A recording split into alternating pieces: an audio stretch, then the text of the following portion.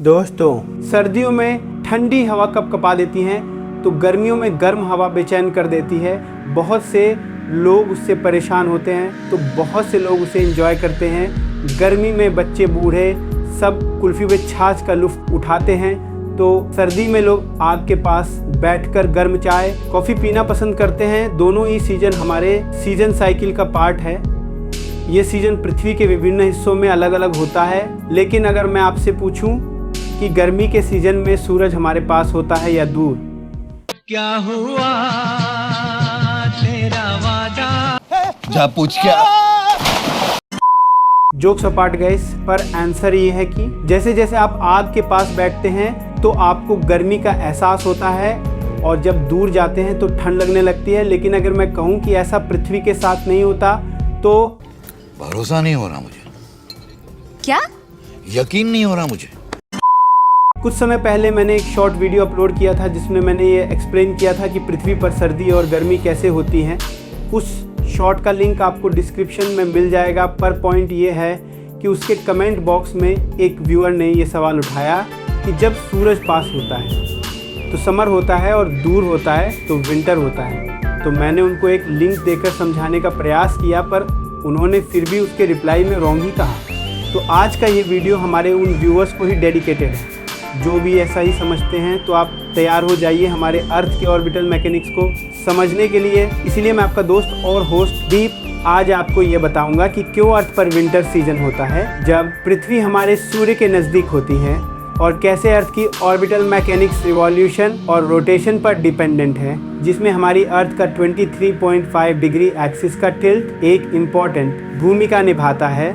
और अगर आपको डीप में ये जानना है कि कैसे हमारी इसरो का आदित्य L1 मिशन लॉन्च हुआ और उसे सैटेलाइट में ऐसे कौन से इंस्ट्रूमेंट लगे हैं जो कि सूर्य को समझने में हमारी सहायता करेंगे, और कैसे हम हमारी सोलर सिस्टम के बाहर की एक्सोप्लैनेट को ढूंढ सकते हैं, तो इन दोनों वीडियो के लिंक आपको डिस्क्रिप्शन में मिल जाएंगे। And if you really like this type of deep space related video information, then make sure to smash the subscribe button and press the bell notification so that you will never miss the deep space related video information of universe.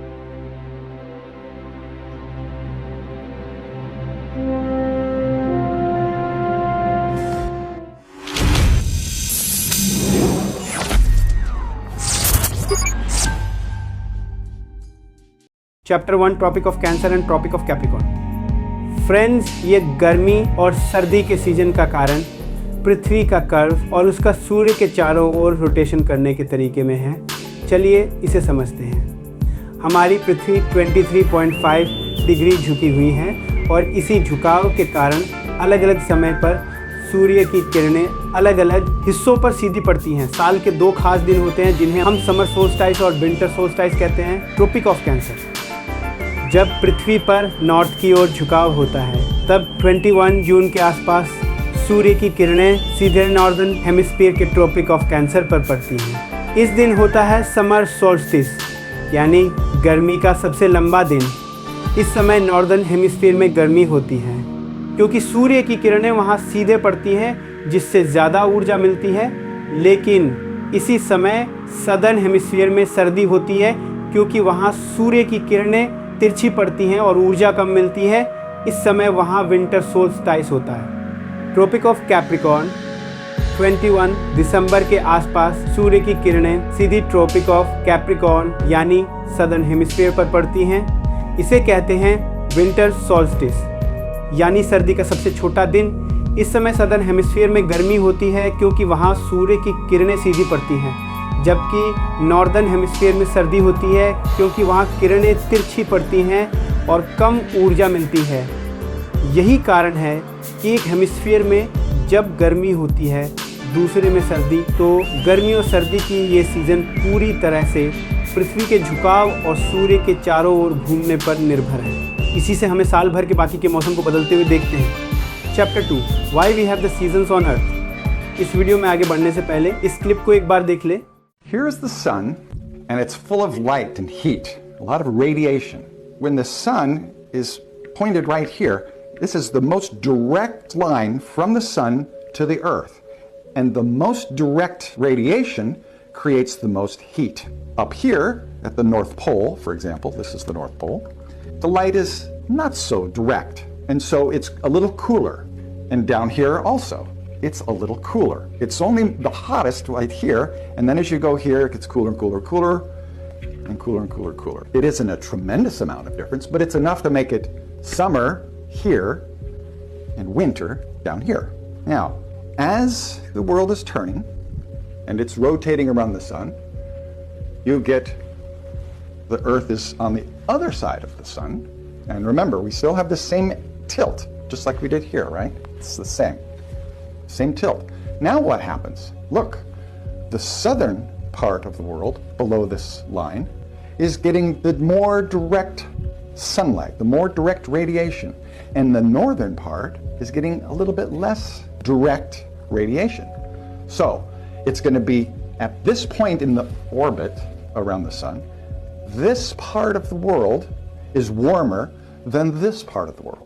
इस video में समझाया जा रहा है कि पृथ्वी पर अलग अलग स्थानों पर गर्मी और ठंड का अनुभव कैसे होता है। जब सूर्य की किरणें सीधे किसी स्थान पर गिरती हैं तो वहाँ अधिक गर्मी होती है, और जब किरणें तिरछी गिरती हैं तो वहाँ ठंडक होती है।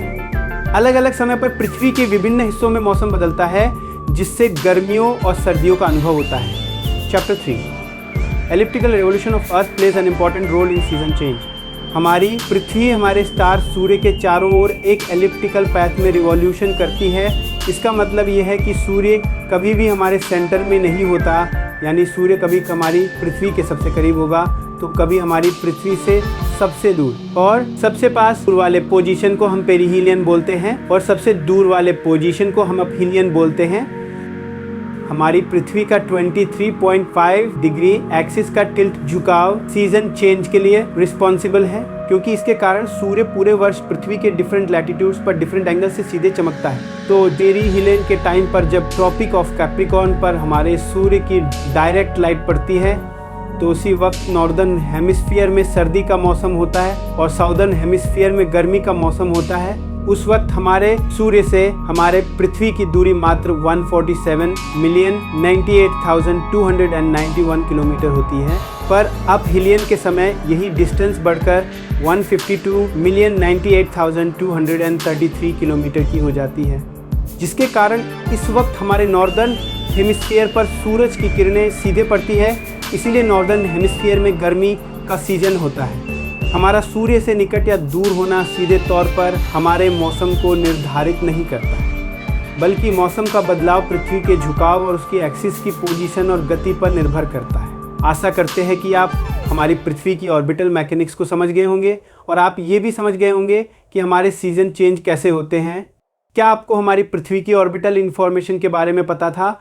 हमें नीचे कमेंट करके ज़रूर बताएं और ये भी बताएं कि आज के वीडियो से आपने कुछ नया सीखा, और अगर सीखा तो इस वीडियो को लाइक करके हमें मोटिवेशन ज़रूर दें, और ऐसी इन्फॉर्मेशन अपने फ्रेंड और फैमिली मेम्बर्स के साथ शेयर करना ना भूलें। और अगर आप हमारे साथ यूनिवर्स को हमारी नज़र से समझना चाहते हैं तो deep into the universe channel को सब्सक्राइब ज़रूर करें, क्योंकि मैं फ्यूचर में और भी एक्सीलेंट वीडियो लेकर आता रहूँगा from deep into the universe. जय हिंद।